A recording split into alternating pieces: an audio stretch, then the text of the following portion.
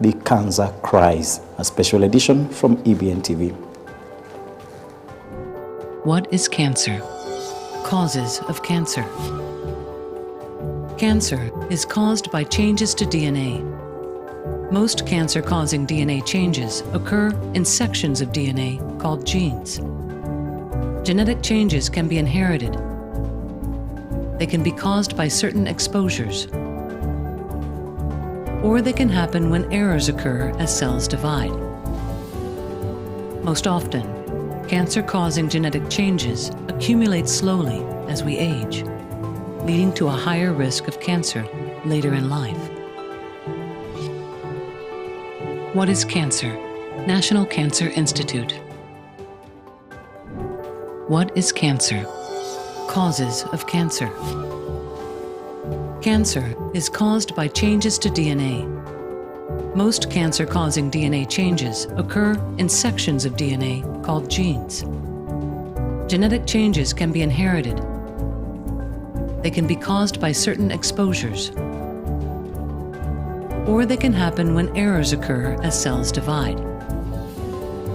Most often, cancer-causing genetic changes accumulate slowly as we age, leading to a higher risk of cancer later in life. What is cancer? National Cancer Institute. What is cancer? Causes of cancer. Cancer is caused by changes to DNA. Most cancer-causing DNA changes occur in sections of DNA called genes. Genetic changes can be inherited. They can be caused by certain exposures, or they can happen when errors occur as cells divide. Most often, cancer-causing genetic changes accumulate slowly as we age, leading to a higher risk of cancer later in life. What is cancer? National Cancer Institute. What is cancer? Causes of cancer. Cancer is caused by changes to DNA. Most cancer-causing DNA changes occur in sections of DNA called genes. Genetic changes can be inherited. They can be caused by certain exposures, or they can happen when errors occur as cells divide.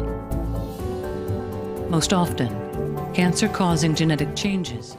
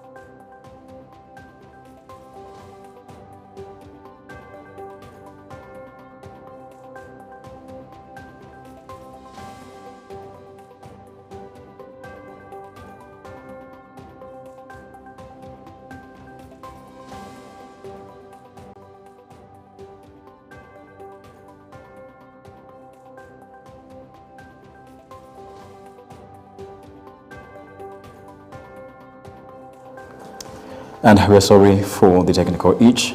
And for the next few minutes, I'll be covering a special edition on Cancer Cries here on EBN TV. And my sign language interpreter is Laura Monti. Let's get just a bit of an overview of what cancer is, what cancer means, what are the ways that the government is doing to make sure that cancer, the cases of cancer becomes very minimal, or we have solutions that better the situation here in Kenya. Cancer has become a major public health concern in Kenya, and according to recent data, about 44,700 new cancer cases are reported annually, while approximately 29,000 cancer-related deaths occur each year. Access to comprehensive cancer care remains limited, with only 23% of patients able to access full treatment. Many cancer cases in Kenya are diagnosed at late stages, and this is stage 3 or stage 4, with studies showing that 70 to 80% of cases are detected when already advanced. This significantly lowers chances of survival and increases the cost of treatment. And the financial impact is also severe. Families often deplete their insurance benefits or resort to fundraising to cover the cost of care. And in some cases, patients abandon treatment altogether due to financial strain. And we're just looking at the causes of cancer. Cancer develops due to a combination of genetic, environmental, and lifestyle factors. And in Kenya, the main causes and risk factors include tobacco use, a leading cause of lung, throat, and other cancers. Unhealthy diet and physical inactivity, obesity, and poor nutrition contribute to rising cancer rates. Alcohol consumption linked to liver, breast, and digestive cancers. And another aspect causing cancer, environmental pollution, exposure to smoke, industrial chemicals, and radiation. Infections such as human papilloma virus, this is HPV, for cervical cancer, and hepatitis B/C for liver cancer. Aging population, and this is older individuals, face a higher risk of infecting cancer. And genetics, family history is another cause, and its inherited mutations increase susceptibility. And according to the World Health Organization, this is WHO, up to 50% of all cancers are preventable through lifestyle and environmental modification. And we have stages of cancer, and we're starting with cancer is classified into stages based on how far it has spread in the body. Stage O or stage 0, abnormal cells are present but not yet invasive. And stage 1, small localized tumor with no spread to other organs. And stage 2 of it, larger tumor that may have spread to nearby lymph nodes. Stage 3, more advanced local spread to surrounding tissues or nodes. And stage 4, cancer has metastasized or even spread to distant parts of the body. And in Kenya, most patients are diagnosed at stage 3, as I had said, and 4, where treatment is complex and outcomes are very poor.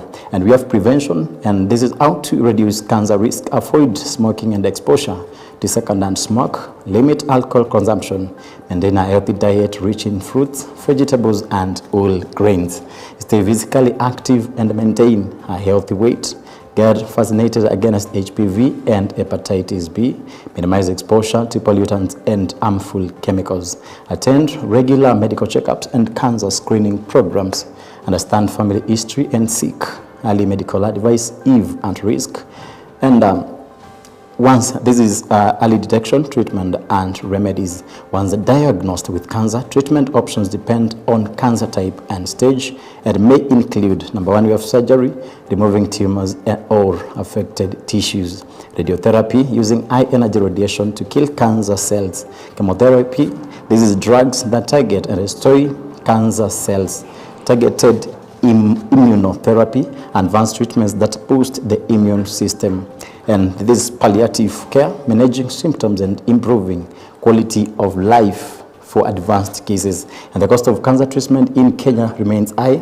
Depending on type and stage, treatment may cost between 250,000 and 2 million, while some complex cases exceed up to 3.8 million annually. And in 2025, the government signed agreements to reduce breast cancer treatment sessions from about 120,000 shillings to 40,000, making care more affordable. And we have the mitigation ways, or even ways of all the government that is taking to make sure that they curb the spread of cancer, and this is policy and strategy. National Cancer Control Strategy 2017 to 2022 launched to guide cancer prevention, diagnosis, treatment, and palliative care. National Cancer Control Strategy, that is 2023 to 2027, strengthened focus on prevention, early detection, and treatment and data management. National Cancer Registry ongoing effort to improve data collection and surveillance. We have infrastructure and development, establishment of over 10 county chemotherapy centers and 3 regional comprehensive cancer treatment centers in Mombasa, Nakuru, Garissa, and others. Expansion of cancer care units in Kisumu, Meru, Nyeri, Kakamega, and the Kenyatta University Teaching, Referral, and Research Hospital. This is KUT-RRH, which serves as a center of excellence for oncology. Acquisition of modern radiotherapy and diagnostic equipment to decentralize treatment from Nairobi. We have the financing factor and the health coverage, and this is transition from NHIF to Social Health Authority with the SHA to include cancer treatment in universal health coverage, and current SHA benefits package covers about 550 to 600,000 per patient for cancer care through advocates argue this is insufficient, and partnership with pharmaceutical companies lower the cost of drugs and treatment sessions. And we have the costs and ongoing challenges.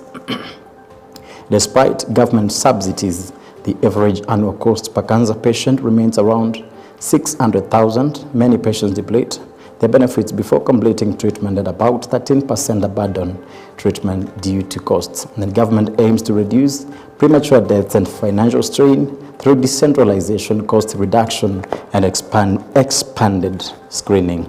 We have the most important things that you have to take away, or even the notes that you have to know as far as cancer is concerned. Cancer cases and deaths in Kenya are rising steadily.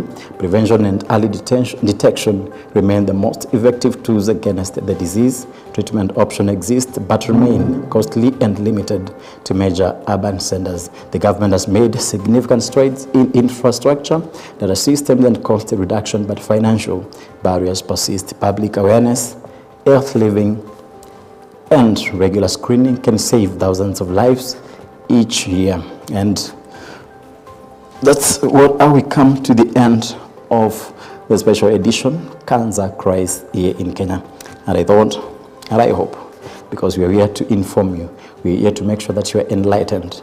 I think that will be helpful in your life. In a short while, we are coming with the bulletin. Don't go too far.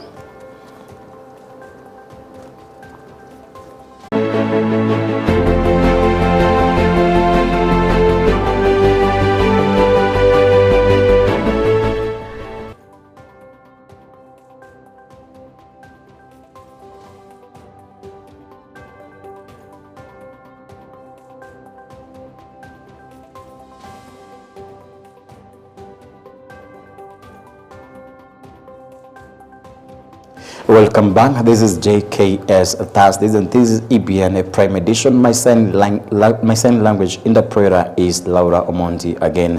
And we're starting off with the bulletin where leaders and supporters gathered in Mombasa to mark 20 years since the formation of Orange Democratic Movement, ODM. Party members traveled to Mombasa for the special celebrations reflecting on key achievements such as the new constitution and devolution. Mombasa Governor Abdul Somad Nasir welcomed guests to the event as ODM leaders paid tribute to the late Raila Odinga for his immense contribution to the party's journey. They pledged to carry forward the vision and legacy of the Orange Movement, whereby the ODM party's Central Committee has officially endorsed Siaya Senator Oburu Odinga as the party leader. Sherehe maalum za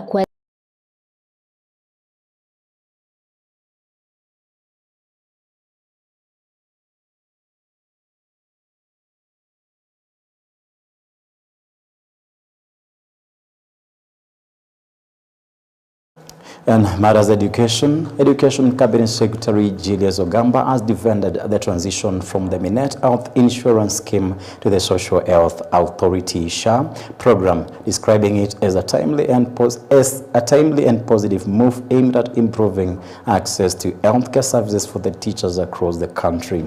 However, Ogamba expressed concerns over the maternity services package under the new scheme, urging a review to ensure that the specific needs of teachers are adequately addressed. His remarks come amid ongoing protests by teachers who have claimed that they were not properly consulted during the transition process.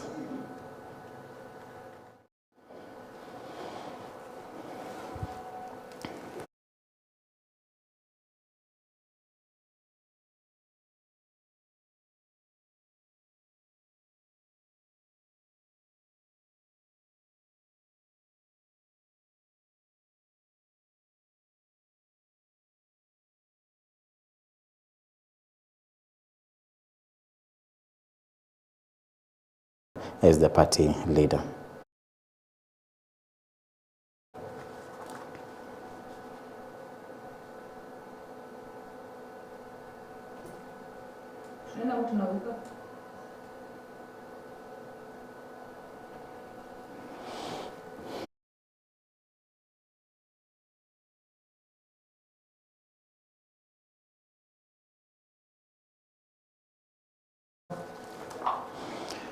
Education Cabinet Secretary Julius Ogamba has defended the transition from the Minet Health Insurance Scheme to the Social Health Authority (SHA) program, describing it as a timely and positive move aimed at improving access to the healthcare services for teachers across the country. However, Ogamba expressed concerns over the maternity services package under the new scheme, urging review to ensure that the specific needs of the teachers are adequately addressed. His remarks come amid ongoing protests by teachers who have claimed that they were not properly consulted during the transition process. Transition to SHA is a good one. And I saw the team from SHA here. I did notice though that the package for maternity, and I was asking my PS there where it is different, where it is different for different cadres. I thought it should be the same, but it is something that perhaps they'll need to look at. Still, matters Education Junior Secondary School JSS teachers in Kilifi County have urged the Teachers Service Commission TSC to provide them with permanent employment, warning that they may refuse to report for duty next year if the demands are not met. The teachers criticized TSC for asking them to sign new temporary contracts instead of offering formal employment, a move they say demoralizes them and affects their productivity. They also highlighted that the implementation of the new curriculum, particularly CBE for grade 10, could face significant challenges due to the shortage of JSS teachers, and emphasizing the urgent need for TSC intervention to ensure education in the county is not disrupted. By these teachers with the Teacher Service Commission is a one-year contract. And we want to call upon the Teacher Service Commission to take this matter seriously and confirm these teachers so that they can get employment on permanent and pensionable terms. Tunataka tupewe kazi pale kwa affordable housing, tufanye mjengo kwa sababu hii pesa tunapewa haitoshi. These teachers have a lot of work that they are doing, but the amount of money they are given, they are being paid 17,000. This amount of money is not even enough to pay for their houses. Katika hiyo 17,000 huyu mwalimu atakatwa housing project, atakata sijui ni vitu gani za SHA, atakata sijui ni NSSF, mwisho wa siku anabaki na change peke yake ndio inaingia kwa account. The same teacher hayuko kwa any medical scheme. The same teacher hapewi lunch shuleni, hapewi chakula, anafunza akiwa njaa, anateseka kufika kwa ile shule, hakuna commuter allowance. Kwa hivyo huyu mwalimu yuko under stress. And crossing borders to Embu, 4 bloggers from Embu County have been summoned by the County Security Committee for questioning over alleged online threats against former Deputy President Rigathi Gachagua ahead of his planned visit to Mbeere North. The move follows a letter by Gachagua to the Inspector General of Police, Douglas Kanja, expressing concern over alleged online threats related to his upcoming tour, which is part of ongoing political campaigns. Embu County Commissioner Jack Obua confirmed that the suspects had been questioned and cautioned, adding that those found culpable would face prosecution. He assured residents that security has been strengthened during the ongoing campaign period. Kuonyesha kwamba bado wanaendelea na hizo matamshi, then tutachukua hatua vile inatakikana, kwa sababu hatutaki uchochezi kwa wananchi wetu. Tumekuwa na amani na tunaendelea kuwa na amani, na tutahakikisha kwamba ile kipindi imebaki wiki 2 hatuna uchochezi katika uchaguzi ama ile kipindi cha uchaguzi Mbeere North. Head of Public Service Felix Koskei has called for enhanced efficiency in the management of public resources across all government institutions and for prioritization of service delivery to citizens. Speaking during a consultative meeting marking the launch of the 2025-2026 campaign aimed at revitalizing the performance of state corporations and government agencies, Koskei said that lessons learned from the 2-year pilot programs will serve as key foundation for implementing future initiatives. You are the human and institutional face of government. The performance of each entity represented here is, in truth, the performance of government itself. Across the breadth of our public institutions, the evidence gathered from the self-assessment tool administered by my office revealed both commendable progress and persistent weaknesses. The exercise was not intended to indict, but to illuminate and provide a factual mirror through which we may confront the realities. Dr. Joshua Ole Kaputa, the Jubilee Party candidate for the Narok Town ward by-election, has dismissed claims that he had withdrawn from the race following advice from his family elders, expressing confidence in his party under the leadership of former President Uhuru Kenyatta. Kaputa reaffirmed his commitment to remain in the contest and emphasized the importance of giving young people an opportunity to demonstrate leadership. The by-election, scheduled for November 27th, is expected to be highly competitive following the death of Lucas Olekudate of the ODM party. Our reporter Edwin Kimaiyu with full details. Narok Peace Ambassador and Jubilee Party's Narok Town Ward by-election aspirant Dr. Joshua Ole Kaputa has denied allegations over stepping down. Watu wanasema mimi nimenunuliwa. Wazee ndio walikuja kwangu. Intense closed door meeting, Ole Kaputa, who is rated high in poll race, says it is true he was allegedly summoned by respected elders of his family and advised to step down, saying it remains misleading and contrary to him. Na wazee kukuja kwangu rika ya baba yangu ambaye alipumzika, mimi singekataa kuwasikia, lazima ningewasikia. Wakisema tunataka hii na hii, kusikia kwangu hawa wazee sikupewa nafasi ya kuongea. Mimi niliwasikiza lakini wao hawakunisikiza. Kaputa has vowed to never be sell out of the party under former President Uhuru Kenyatta, stressing that young people must be given equal opportunity to show leadership. Siwezi uza chama ya Uhuru Kenyatta. Siwezi fanya nini? Uza chama ya Uhuru Kenyatta. Hiyo ni chama ya heshima. Hiyo ni chama ambaye iko na nafasi ya kila mtu. Ni kweli mimi sina pesa. Na ndio watu wameona ati sasa kwa sababu mimi sina pesa, lakini niko na watu wanaweza kuja kuniuzia uoga. No. The election slated for November 27th this year has been predicted to be a tight race following the death of Lucas Olekudate of ODM. Remains the same, and I will not be a sellout in this county, and I will not be a sellout in this country. I'm a young man, I am growing, and I am taking time. Edwin Kimaiyu, EBN TV. Catholic bishops have warned that the new law regulating online platforms could be used to silence government critics and undermine the fundamental rights of Kenyans. Speaking during a press briefing, the bishops said there is a need to review the law and remove repressive provisions that threaten freedom of expression. They argued that the legislation was passed hastily and without adequate scrutiny. However, the bishops also urged Kenyans to exercise responsibility and discipline in their online interactions. We raise serious concerns about the way the law on the Computer Misuse and Cyber Crimes Amendment Act and the Land Amendment Act number 21 of 2025 were crafted and enacted in a hurry. Kenyans have raised substantial concerns about the amendments which were signed into law. We strongly recommend a necessary review lest they be abused to curtail the very freedom they ought to protect. Meaningful public participation would be necessary. The fears Kenyans have expressed regarding these new laws should not be brushed off. They deserve to be listened to and, where necessary, corrective measures taken.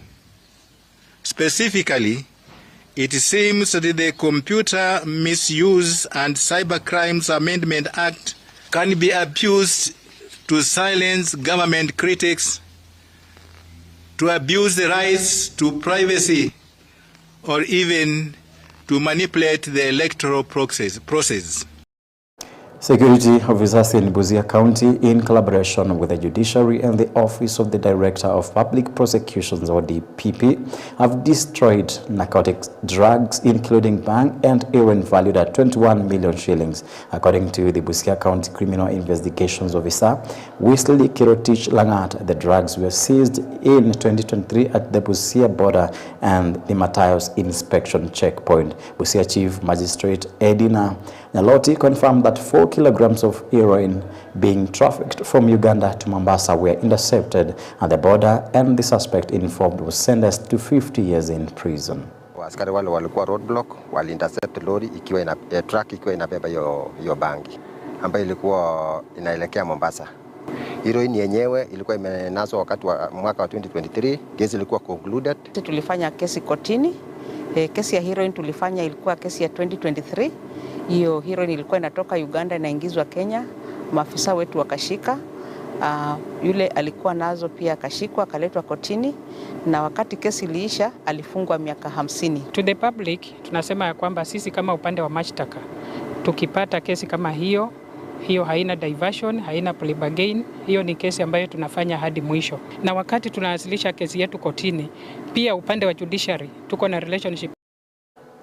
As President William Ruto's tour of the Ukambani region ended its second day, he assured residents of Kitui County of the government's commitment to completing ongoing development projects in the area. Speaking in Mwingi, President Ruto urged residents to collect their ready land title deeds, emphasizing that the documents are being issued free of charge. He noted that the initiative aims to end land ownership disputes and empower citizens to use their land legally and productively. The president also reaffirmed the government's commitment to complete existing road projects and initiate new ones to improve infrastructure across the region.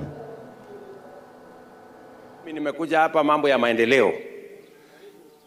Mwingi hii haiwezi kubadilishwa na siasa chafu ya ukabila na migawanyiko na chuki. Mwingi hii na Kitui itabadilishwa na miradi na mipango ya maendeleo kama hii soko, hiyo barabara tunajenga, stima tuwaongezee na tufanye yale mambo maendeleo mengine mengi. That is how Mwingi, Kitui and Kenya is going to change. Ama namna gani, my friends? Mtu akikuja achochee ukabila hapa, hii dunia itabadilika?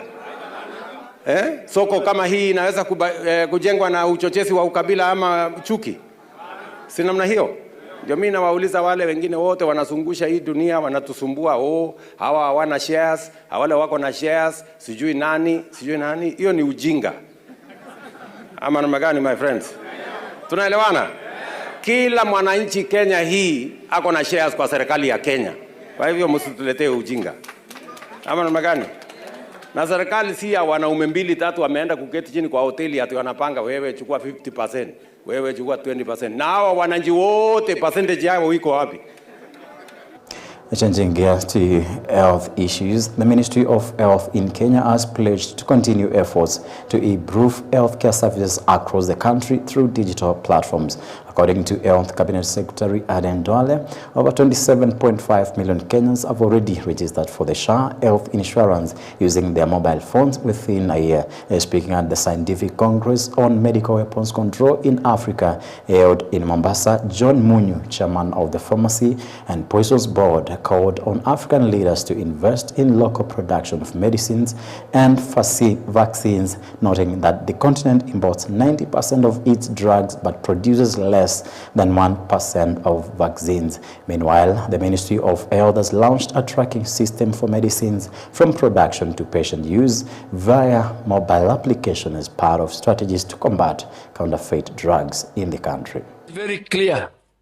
We must move decisively from being primary importers to becoming reliable producers of vaccines, diagnostics, devices, and many others at quality, at scale, and on time. The master key to this shift is regulatory harmonization, which converts 55 fragmented markets into one investable opportunity under the Africa Continental Free Trade Area. We are digitizing review pathways and we are integrating quality systems from the clinical trials oversight to the post-market surveillance. And our objective is simple. An authorization in Kenya should inspire confidence anywhere in Africa. And our data should flow securely along the digital superhighway we are building as a country. Ladies and gentlemen, factories cannot stand on soft ground. We are tightening governance of procurement. We are introducing track and trace and anti-counterfeit system so that every shipment is verifiable from the production line to the patient. And the National Cohesion and Integration Commission, NCIC, has expressed concerns about ethnic bias in public institutions and government agencies in its 2025 annual report. The Commission highlighted that ethnicity remains a key factor in employment decisions across the country. It further revealed that people from just 5 communities own the majority of top leadership positions in government offices and major public institutions. To address one of the key challenges which the MB took upon it to what we experienced. And one of the decisions was in Kenya, by the commission. What does the law say? Who knows what the law says? This particular not more than what? 3/4. One community, national law. What does it say? Our act, what does it say? Not more than? 3/4. Not more than 33.3%. Senior, how did it 34% of the bita kabisa na kuenda KPA. Now this is very sensitive because we've done a lot of work and this work in this course. But as you can see, there are 34.4% of one community. Wamevuka kidogo. Join us on our social media platforms, that is EBN TV Kenya, or across our SMS line is 23059. This is JKS Thursdays, and we are taking a short break. We're coming back.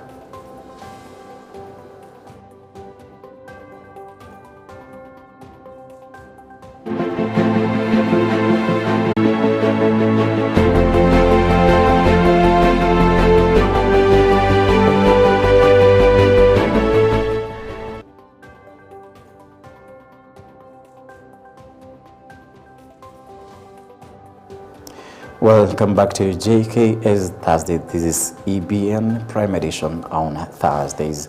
And to other worrying, saddening stories every day.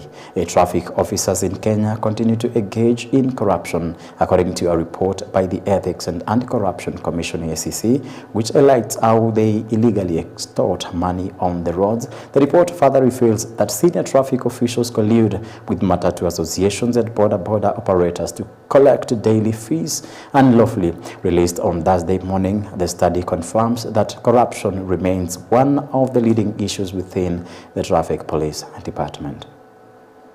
The efforts that have been established by the EACC so that we can come out of these findings that always the police is number 1 or 2 in the index of corruption. It's only by so doing and commitment that we all need to ensure that we have a steadfast police. We expect to recruit. We have high hopes on them. That they are also coming in as reformers, not only, looking for a job within the policing service, but also coming in as reformers within the service, because the service requires. So we are recommending that we enhance coordination and synergy of the reform directorates. We develop a structured framework for implementation of these reform programs and allocate adequate funds. And we put in place guidelines and establish a police reform unit for continuous and sustainable police reforms in adherence to Section 126(2)(b) and 132(2). Sometimes we are people naturally made and created. Sometimes we involve ourselves into things that does not benefit or even give advantage to us. So whatever you do, wherever you go, and what you think of, do it twice or severally so that you can calculate your moves in whatever you're doing forward. This is JKS Thursday, and that story from Police Traffic Department brings us to the end of JKS Thursdays. Good night.